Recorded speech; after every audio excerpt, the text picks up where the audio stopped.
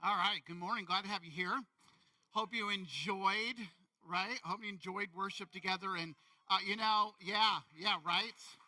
And I am telling you, I don't know. We figured out, I think, halfway through December, we got a Sunday in January, and everybody's gone and busy and doing things. And they said, ask Rob. And that started everything from there.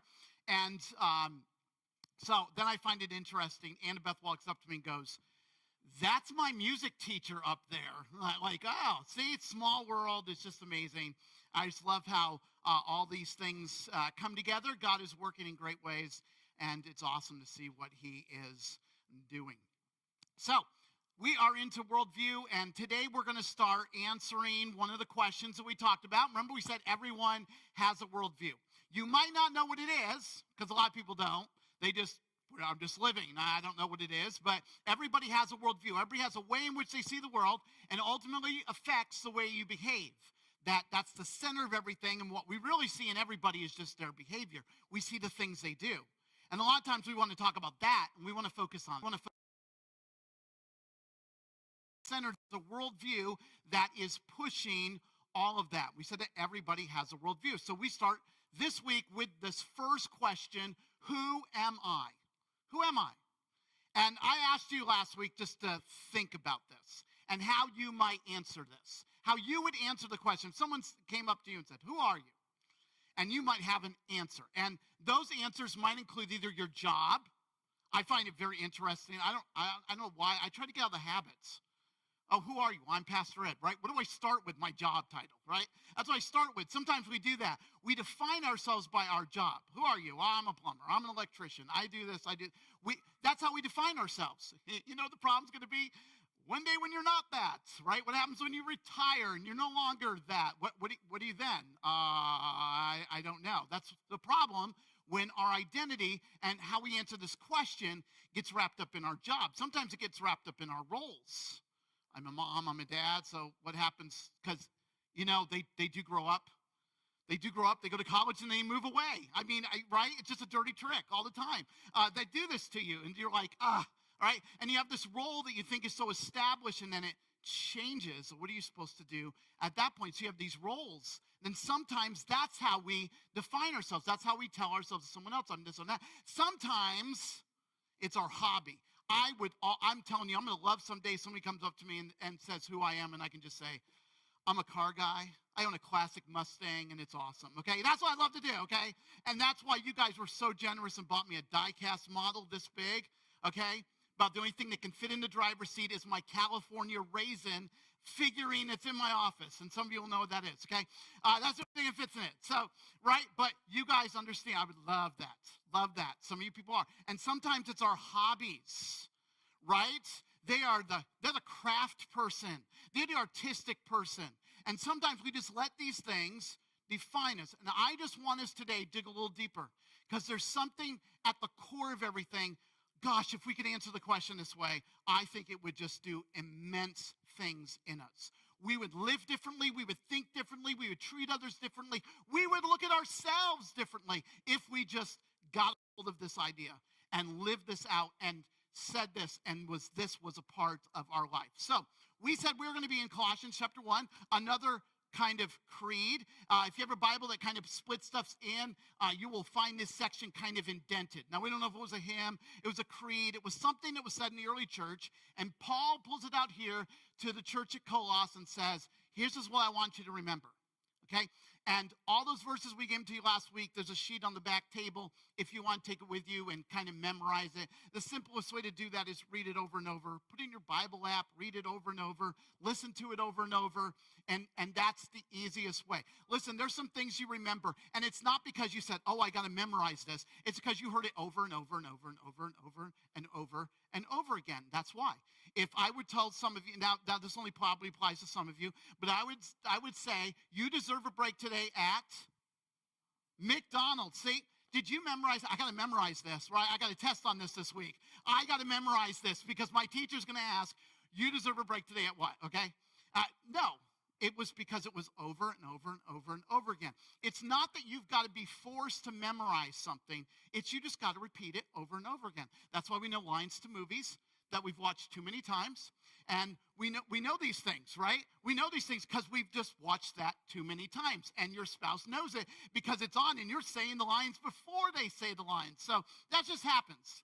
And so that's all you have to do. That's why we just urge you just to do that. Just repeat it and go through it so that will just kind of stick within your memory. And you go, oh, look how this happens. Look how this takes place. Now today, we're going to focus on these two verses, and then we're going to see how David kind of helps us answer this question. So, who am I?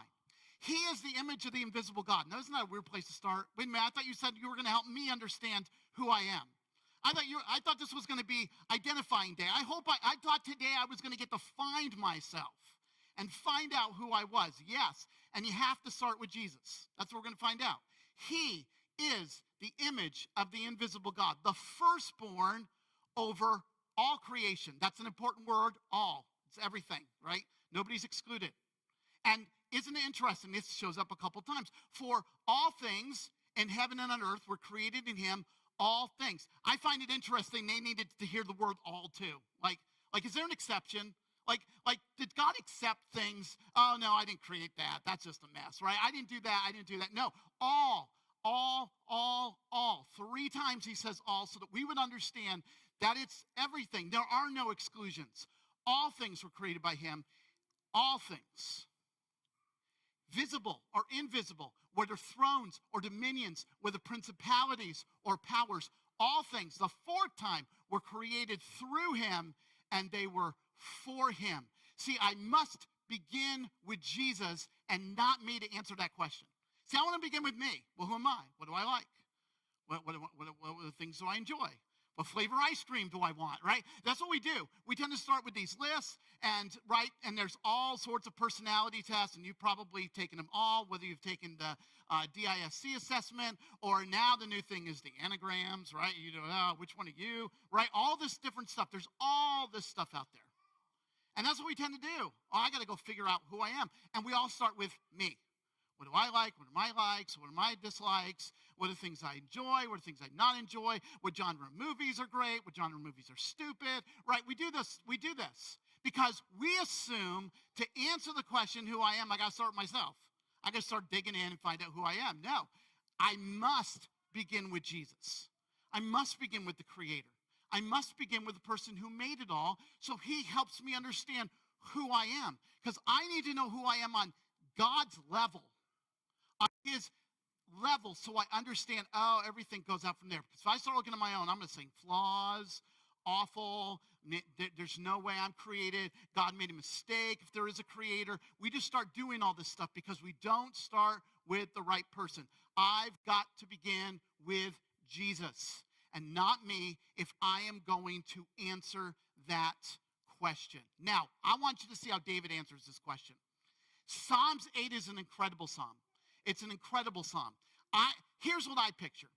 I picture that David's out with the sheep. Night has fallen and the stars are just out. They say, right, and no, not in the middle of the city, but if you get out somewhere where there's no artificial light, you can see lots of stars, thousands and thousands and thousands of stars. And I'm telling you, I wonder if David's just sitting back there, because you're going to see what he's going to say. And he looks up at the sky, and he begins to write these words. Our Lord, how majestic is your name in all the earth. Because he's just blown away by what he sees. It's awesome. It's incredible. Okay, it'd be like going to a planetarium.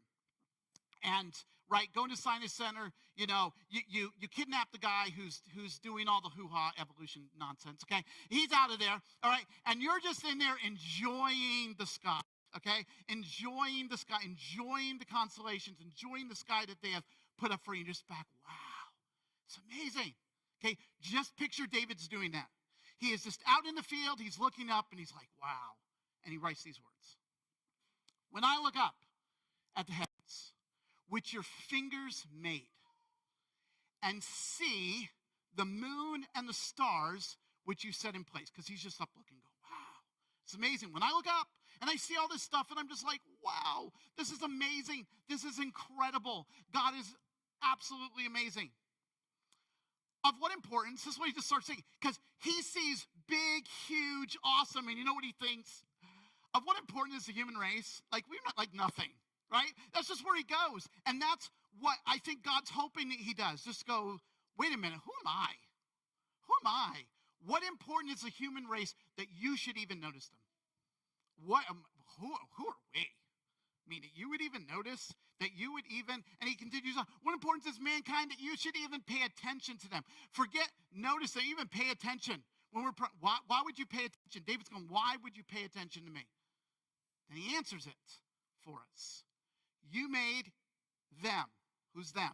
Mankind, a little less than the heavenly beings. You made them a little less than the heavenly beings. Now watch what he says next. And you crowned mankind with honor and majesty. Some of your translations will say glory. You crowned him with honor and majesty. Wow. Wait a minute. I thought he was going to start dumping on himself because he's looking up and he's seeing the sky and he's like, oh, this is amazing. Man, who am I? No, God created me and he crowned me with majesty and honor and glory. And you appoint them to rule over your creation. You have placed everything under their authority. He begins to then understand who he is. So, what does he say I am? Who am I? I am the crowning glory of the creation of God. Wow. I'm just telling you, we want to change something. Everything changed when this becomes the center, and you understand that. I am the crowning glory of the creation of God. This changes how I see myself, how I see others. This is going to change everything. Because now, right, I'm trying to figure who I am. God says, no, I'll tell you who you are. You're the crowning glory of my creation. That's who you are. I don't know anybody else. I don't care what anybody else says. I don't care what anybody else says. That's who you are. You're the crowning glory of my creation. And if we could get that, oh my goodness, I'm just telling you that would just flow out and it would change everything about the way in which we believe and the things that we value and the way that we behave. It would change everything if we could just get that core right. I am the crowning glory of the creation of God. Can I take you to the opposing view? I probably just give you just a little bit because I really want to focus on the true, okay? Can I tell you what we've been told now for, I don't know how long it's been, 100 years, more than 100 years? And that's in our modern era, but somebody has tried to come up with this theory all the time. I'm the result of random evolutionary processes. Boy, that makes you feel better. I mean, just get up every morning and just stand in the mirror. I'm the result of random evolutionary processes. Wow, man, isn't my life special? You talk about devaluing life. That's exactly what that does. It can only do that. It can only do that. And I don't care. I know. Listen, Bill Nye, the fake science guy, he's an entertainer. He's an entertainer. I've seen, so some of you are like, what? No, look it up. I looked it up. Do you know he's not even a scientist? Isn't that interesting? But gosh, he tells us all things. And he has such a way to tell the kids, what, kids, you're the result of random evolutionary processes. Oh gosh, doesn't that make them feel better? Boy, that just made their day. That just gave them such a place of, no, it didn't. But that's what they're told all the time. That's what's getting pushed all the time. I heard one person say it this way, and I hope you get it right. From the goo to you by way of the zoo. Okay, that's how it works. Okay? I'm not that smart to come up with something like that, okay?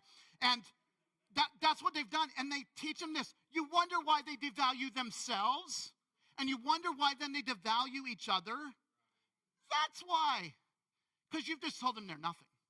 You just told them they're just chance.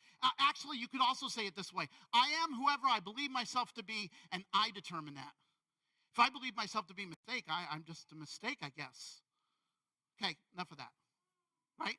Because this answer changes everything. I am the crowning glory of the creation of God. This means the circumstances around my birth do not get to dictate that.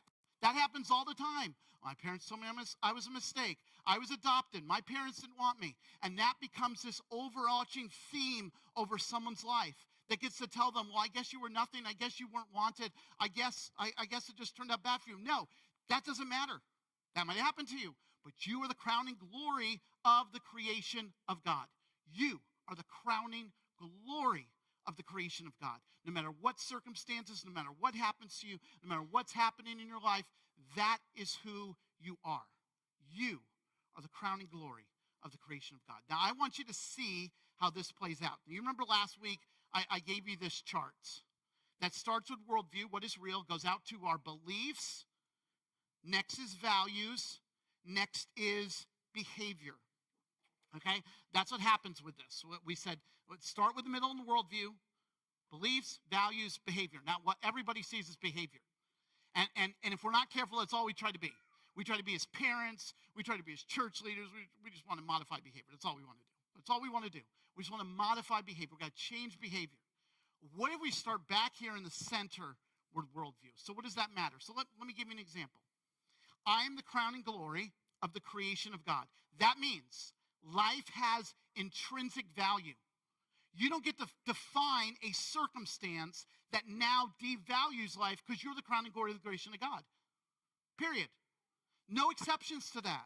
There isn't a circumstance, there isn't a moment, there isn't a place you can find yourself that God says, nope, that doesn't apply to you anymore. No, you are the crowning glory of the creation of God. So life has intrinsic value. That means life from start to finish.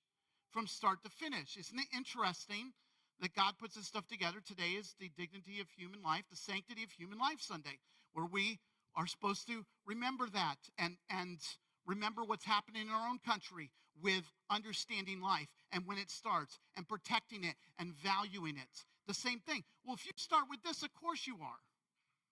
But if that's just a clump of cells, if that's just the result of random evolutionary processes, you can do all you want. Come up with any laws you want, do whatever you want, because that's just a clump of cells. But, God says no. That means life from start to finish. That means my behavior comes out dignity and worth. I have dignity and worth. Yeah, I might have had a bad day, but that bad day does not define me. My choices don't define me. The circumstances around my birth don't define me. All the stuff we've allowed people to define us with, God says you are the crowning glory of my creation.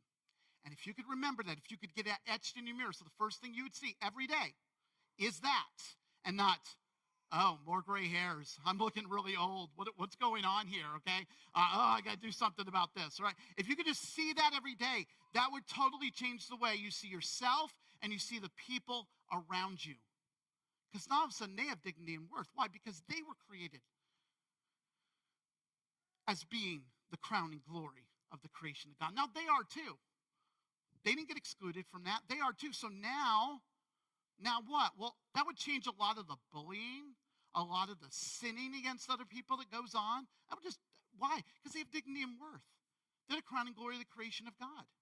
Now I need to see them that way, and how I treat them, and how I approach them, and what I think about them, and how I think about myself. This changes everything. So what happens if you go the other way? And you go, I am the result of random evolutionary processes. That means value is based on outcomes. I don't want to live in that world. And I realize a lot of people do. The outcome, the sum total of their life, is what they think gives them value. It's what they think they have value. So guess what? When you have, and come on, this is depicted in movies all the time. Somebody's in an accident. They can't do what they used to do. Yeah, life's no more worth it. Why? Because my value is only based on the outcome. And if I can't do what I used to do, then the outcome is I can't do anything. I'm worthless. I need to go somewhere where they will just end my life, or I'll end it myself. That's what happens so often. Why? Because you get in this thinking, I'm just a result of evolutionary processes. My value is based on outcome. That means luck and chance. Everything's just luck and chance. Luck and chance. Luck and chance. How'd it go today? Luck and chance. Boy, I was lucky. I was just lucky I had good parents. I was just lucky I was in the right place. It was all chance. It was all circumstance. It was all just a what? A big accident? Yeah, that's what comes out of that. Which means I'm just here to consume and enjoy. And if my consumption if you're in the way of my consumption, I'm just going to run you over. And I'm just going to consume what I want and take what I want in spite of whatever you think. Because I'm here to consume. I'm just here to consume. I'm a result, and I have more luck and chance than you do. So I'm just going to take what I want. And if I have to shove you out of the way or do whatever I have to do to devalue, move you out of the way, take from you, I will do that because I'm just here to consume and enjoy.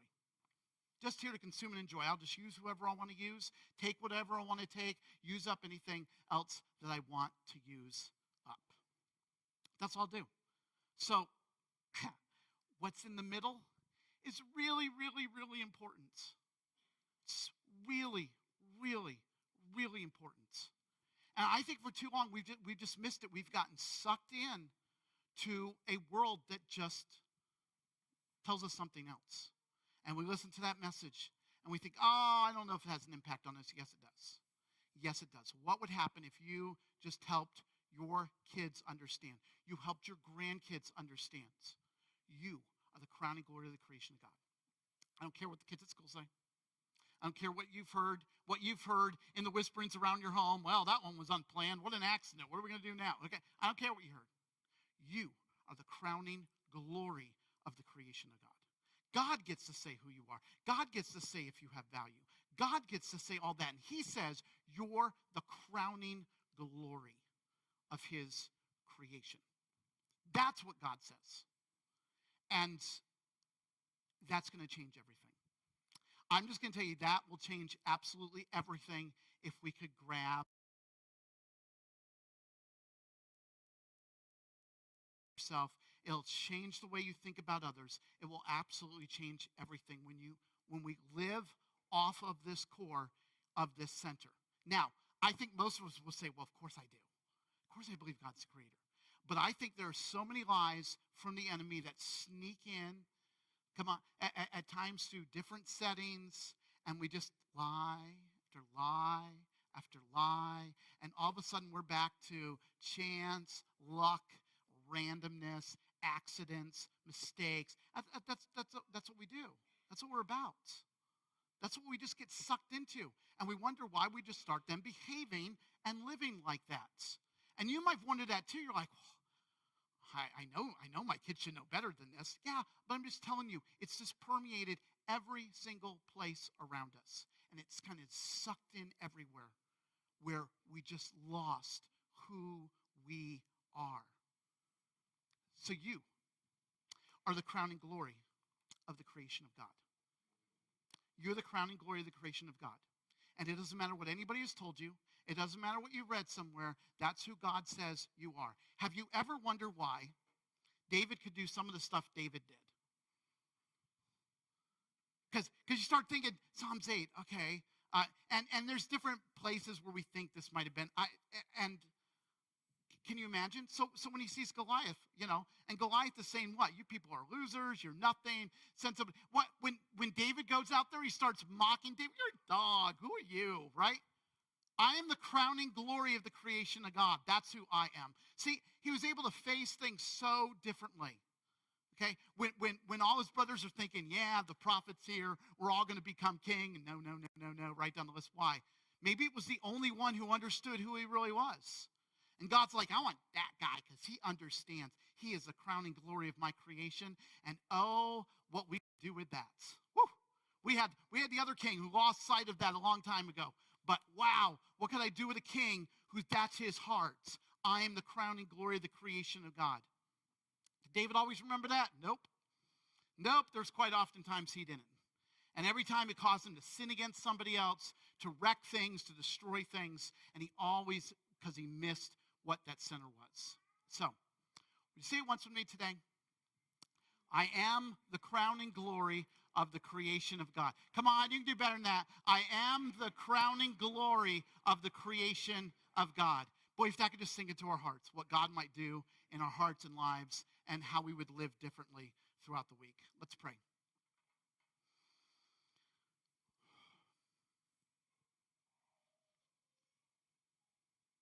Father, I pray for everybody who this week thought of themselves as something less. The enemy whispered. The enemy used a movie that's so popular, and everybody's watched it, to just sneak in this lie. And words like accident, mistake, started sinking into our head. And we started believing that.